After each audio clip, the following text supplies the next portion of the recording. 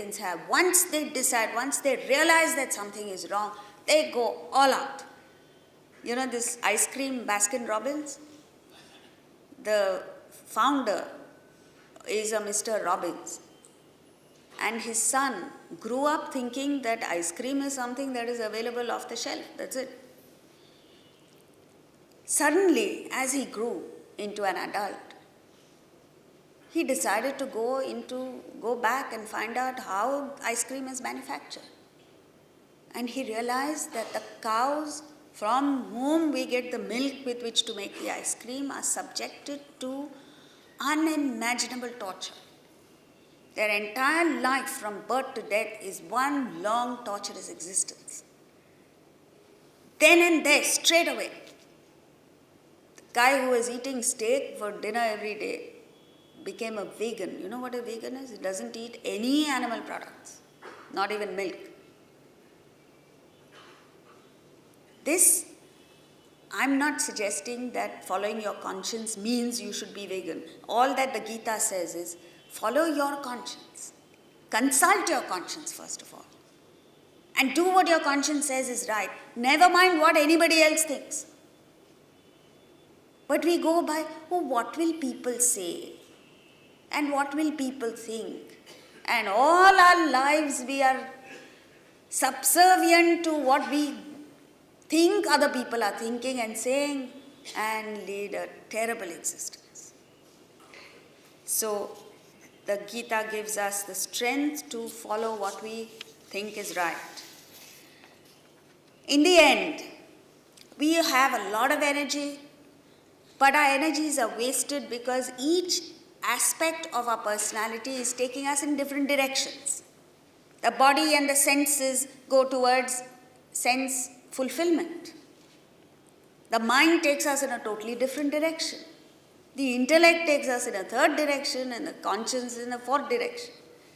And so we are working at cross purposes with ourselves, and that is what creates, number one, the fatigue, and number two, conflict within ourselves. And a person who is racked with conflict, inner conflict, creates conflict outside. And therefore you have pockets of violence, pockets of conflict, pockets of, people start fighting over the smallest issue. This is because there is tremendous build-up of pressure because of inner conflict. The Bhagavad Gita helps us to overcome this inner conflict. And how does it do it? It introduces us to the hierarchy. The hierarchy is, the body is the least powerful, then comes the mind, then comes the intellect, and the spirit is the most powerful. Now what happens is, as you go up, let's say you have physical desires. You have desires taking you towards sense objects. You want to eat good food, you want to watch movies, etc., etc. And all these are taking you in different directions. You pick up one emotional desire, and all your physical desires cooperate with the emotional. For instance, a young mother suddenly finds, before she gave birth to a child, she was so particular about her hair and her nails and her clothes and this, that and the other. And suddenly when she has this little child, she's so intrigued, she's so full of love for the child that all her physical desires vanish, at least temporarily. Cooperate. The body cooperates with your emotional desires because the satisfaction at the emotional level is so great that the physical appetites wane away. Then you move up to the intellectual. A young student who's otherwise lackadaisical, otherwise wasting his time, not focused, not disciplined, suddenly gets it into his system that he needs to go for higher education, MBA. And then what happens? For months together, he's poring over his studies, his books. At that time, when he's preparing for this exam, for entrance exam, the friends call him and say, come on, let's go out to a movie, let's go out to dinner, let's do this, let's do that. He says no to everything. Emotionally also, he doesn't want to be with his friends, he doesn't want to be with his family. What's happened to him suddenly? He's picked up an intellectual desire, and that captivates his attention so much that the emotional and the physical desires no longer come in the way. Now what the Gita is saying is, go take that one momentous leap forward and pick up a spiritual desire. Somewhere down the line, the thought must occur to you that for how long am I going to get preoccupied with the size of my waist or the color of my hair or the nails and this, that and the other. Sometime your attention shifts and understands the futility of what the world has to offer, the impermanence of everything in the world. You feel shortchanged in a way by the world. And then comes this thirst for something higher. And once this grips you, as someone says, once this nostalgia of the infinite grips you, everything else fades into insignificance. Now, this doesn't mean that you can no longer enjoy an ice cream, that you can no longer enjoy a relationship, but the point that we started with is that there is no inner conflict. If all your energies get integrated in one direction, and therefore it has a multiplier effect. Let's take a look at a materialistic way of living. What happens? A materialist is one who's constantly looking for entertainment. Which is the next movie that's coming on Friday? Now, what is that? Om Shanti Om is over, and the next movie is over, and the third movie is over, and next Friday, what is the new entertainment that's coming? Or it is, which is the next, the new restaurant that's come? Or something or the other. Which is the next exotic location I can go to for a vacation? So it's all about entertainment. And then you get excited about that entertainment, and the end result is exhaustion. If you don't believe me, take a look at people who come back after a party, the next morning, exhausted. Take a look at people who've just come back from a vacation. And they say, oh, I've gone to Singapore and Langkawi and this, that and the other, come back exhausted. This is the life of a materialist. On the other hand, take a look at spiritual people. They are invigorated, they're inspired, and all of this leads to an illumined state of existence, where you see things in their proper place. You don't have an unnecessary, unreasonable expectations of the world. You're at peace with yourself, you're at peace with the world, and you have a great deal of energy and vitality within you. Even forget spiritual people, even someone who's fixed a higher ideal and is working for something higher, working for an NGO, working for alleviation of human suffering, you find their energy levels are very high compared to the average person. So, what is it about the whole thing? The Kenopanishad, 2nd chapter, mantra 4 says, Pratibodha viditamatam amrutatvam hi vindate atmana vindate viryam vidyaya vindate mrutam. So in the end, what does it mean being spiritual? It means you carry on life like the way you were earlier, except that you have a new way of looking at things. You no longer look at the surface, superficial aspects of life. You're able to penetrate deeper And through every experience of yours, through every element in the world that you come up with, you're able to zero down on the spirit that enlivens everything. And once you do that, what happens? He says, through oneself, one obtains power, through knowledge, immortality. So a person who draws nourishment from the deeper levels of his personality. Let's take the example of Gandhiji, an ordinary person, a person who had nothing special about him. The moment he fixed a higher ideal, the moment he consulted his conscience, the moment he decided to work for justice, for truth, for the downtrodden, what amount of energy he got. And that little diminutive person became a towering personality, a Mahatma. This capacity every single one of us has. Unfortunately, we're not using it. We're not tapping into this.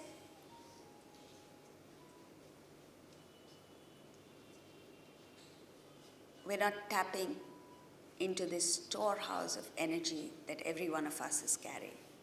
Why? Because we're just distracted by superficial things. We're tempted by one little excitement here, one little enjoyment there.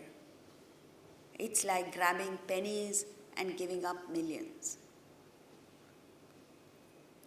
Fortunately for us, we don't understand the tragedy. We don't understand what we're doing.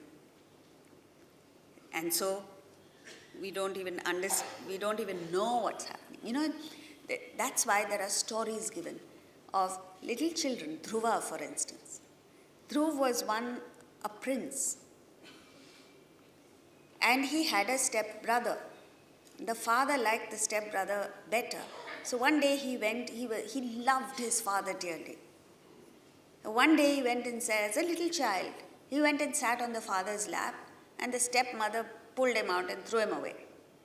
And he was heartbroken.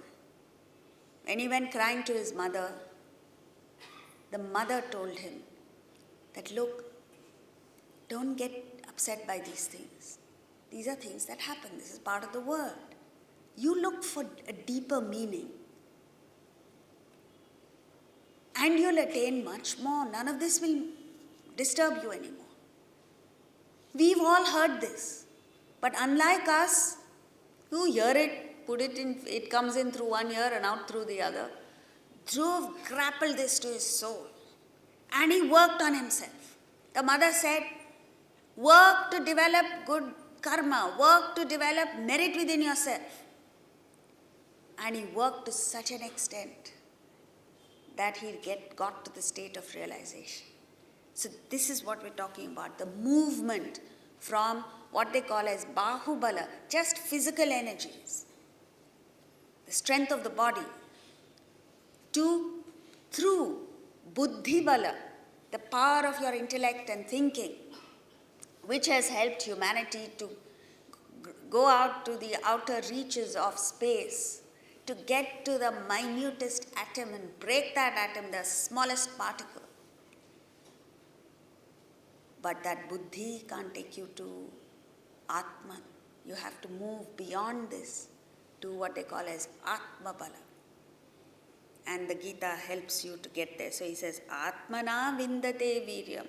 When you tap into your own, the power within yourself, the power of the intellect, you become a powerful person. You gain viryam.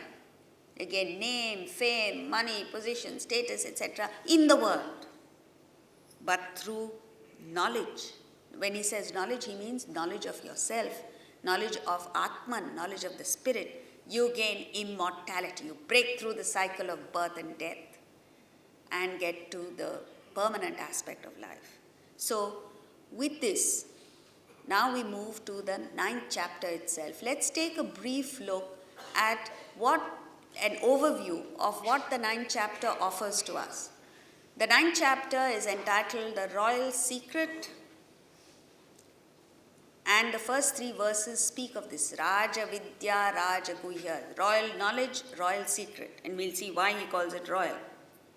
Verses 4 to 10, he deals with Atman, which is within and beyond the universe. It pervades every aspect of the universe and exists beyond the universe in its pristine glory. 11 to 15, he talks about the difference between the ignorant, deluded people, all of us, and the wise. The difference between the ignorant people and the wise people is, what is it that you are investing your energies in? All of us are seeking something. All of us are pursuing something. And in that pursuit, we are engaging our body, physical effort, mind, intellect, everything. The only difference is the ignorant, deluded people completely ignore Atman and go for the world. The wise people worship me, says Krishna. When Krishna says me, he doesn't mean the personality of Krishna. He means Atman, the spirit. Me as in within yourself. So this is the difference. And then he tells us that you don't get what the ramifications are. But he explains this. And then 16 to 19, he gives us pointers to Atman. Once you understand that you need to pursue Atman, where is Atman, how do you pursue it? 20 to 28, he tells us, whatever it is that you pursue, you will get it. And therefore, make sure that that is really what you want. Don't go chasing shadows. And that's what we're doing. You run after something, you get it, and then you say, oh, but this is not what I want. And then you look around and go chasing somebody else, something else. There is nobody in the world who does not get what he is seeking. But the point is, once you get what you've been asking for, then you realize this is not what I wanted. And that's how you go. Like a great Swami said, we are all running around like a dog chasing its own tail. You're chasing something. You're running after something. What is it that you want? You don't know. And so therefore, at least find out what you want. And in verses 29 to 34, the last, he says, it's a very inspiring note to end on. He says, everybody has access to realization. There is nobody in the world who cannot reach that state of realization. All that you need is what? The will, the desire. You must want it. Once you want it, then see, whatever it is that you need automatically is presented to you. You know, the spiritual path is like in Western countries what they call as the carpool lane. Have you heard of it? In congested cities like Los Angeles, there are 8 lanes, sometimes 10 lanes, and all chock-a-block full. You're inching forward. And suddenly in that, there is one lane right in the middle.